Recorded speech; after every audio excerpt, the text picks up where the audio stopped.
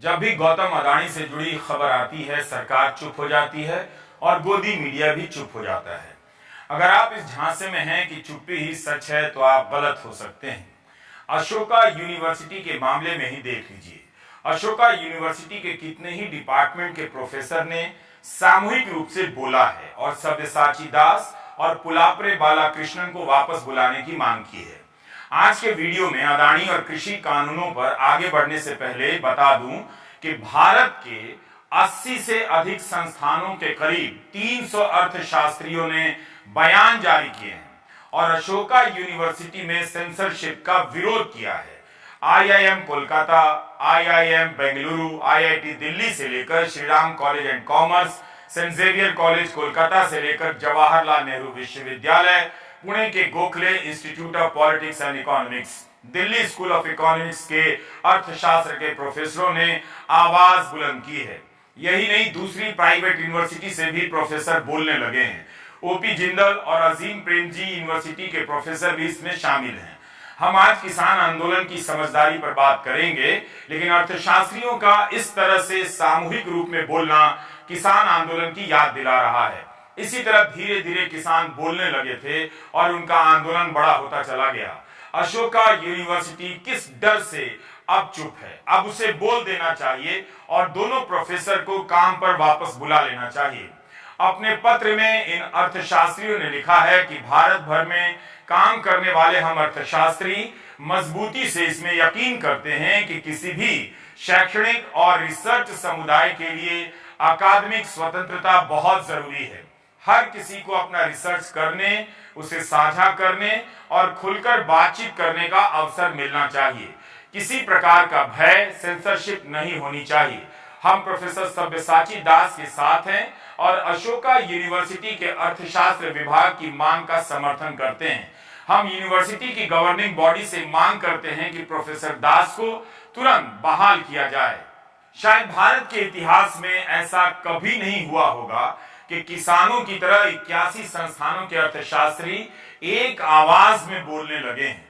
अर्थशास्त्रियों की इस आवाज को आप भी सुनिए। गोदी मीडिया चुप है, इसका मतलब यह नहीं कि सारा देश डर के मारे चुप हो गया है। दोस्तों नमस्कार।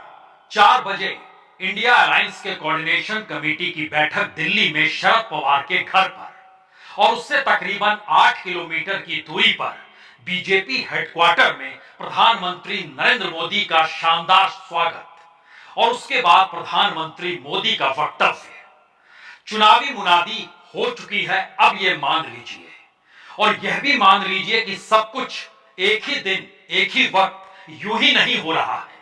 और अगर इन परिस्थितियों के भीतर मौजूदा राजनीतिक सत्ता के सामने कोई सबसे बड़ी अड़चन है तो राहुल गांधी की वह रणनीति है जो सत्ता और सरकार को परेशान किए हुए है। क्योंकि भारत जोड़ो यात्रा के बाद से एक बात राहुल गांधी को समझ में आ गई कि दरअसल इंडिया के आसरे अगर चलना शुरू हर कोई कर दे तो फिर जीत पक्की है, क्योंकि जीतेगा इंडिया ही, जीतेगा भारत ही। और शायद इसीलिए आज जब कोऑर्डिनेशन कमेटी की बैठक हुई और होते होते इस बात पर एक सहमति हर किसी की दिखाई दी कि दरअसल इंडिया का उम्मीदवार, इंडिया का मुद्दा और इंडिया की रैली, यानी सब कुछ साझा रहेगा। लेकिन उसके भीतर की परिस्थितियां बहुत साफ बतलाती हैं। जो मुद्दे रहेंगे वो मुद्दे अलग अलग जगहों पर अलग अलग तरीके से रेंग सकते हैं। राहुल गांधी कांग्रेस के जरिए ना तो आरएसएस को निशाने पर लेने से बचना चाहते हैं और ना ही प्रधानमंत्री को करप्शन के दायरे से बाहर खड़ा करना चाहते हैं। यानी मुद्दा करप्शन का होगा तो भी उसके कटघरे में प्रधानमंत्री मोदी को खड़ा किया जाएगा, और जब जिक्र आरएसएस का होगा तो उसकी विचारधारा और उसके एजेंडे के जरिए बीजेपी ने इस देश के भीतर में जो भी नफरत की लकीरें खींची हैं उनका खुले तौर पर जिक्र होगा। यह हो सकता है कि अलग अलग राज्यों की राजनीति कुछ अलग दिशा के जरिए जीत पकड़ ले, तो ऐसे में साझा रैली या कहें इंडिया की रैली ये मायने रखेगी और ऐसे में इंडिया के मुद्दे या साझा मुद्दे मायने रखेंगे। और इन 2-3 प्रक्रियाओं के साथ जो प्रचार प्रसार है वह भी साझा होना चाहिए।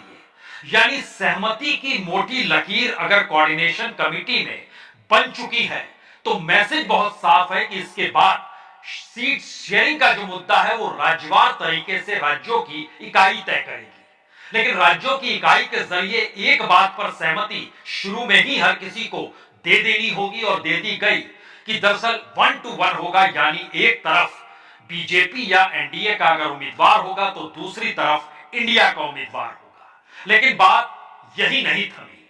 दरअसल इस देश के भीतर की राजनीति और रणनीति दोनों को समझने और साधने के लिए 4 स्तर पर कार्रवाई करनी ही होगी।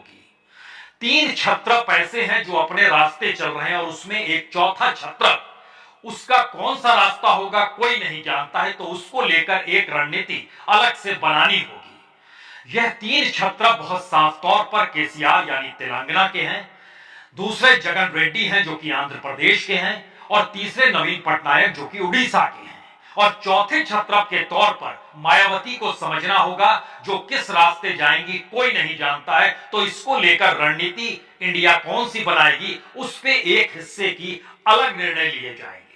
दूसरा बड़ा निर्णय है कि एक ऐसी सीटें हैं जहां पर गठबंधन टूटा है, और गठबंधन टूटने का मतलब यह है कि महाराष्ट्र और बिहार, और ये 2 ऐसे राज्य हैं जहां पर मैक्सिमम सीट एनडीए को मिली या कहें बीजेपी को मिली।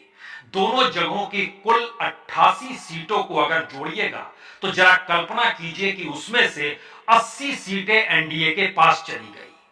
80 नहीं कहिए 82 सीटें चली गई एनडीए के पास, जिसमें बीजेपी के पास अपने तौर पर 42 सीट और उनके सहयोगियों के पास 40 सीट। जो सहयोगी थे वह बीजेपी का साथ छोड़ चुके हैं, उसमें नीतीश कुमार, उद्धव ठाकरे और शरद पवार हैं।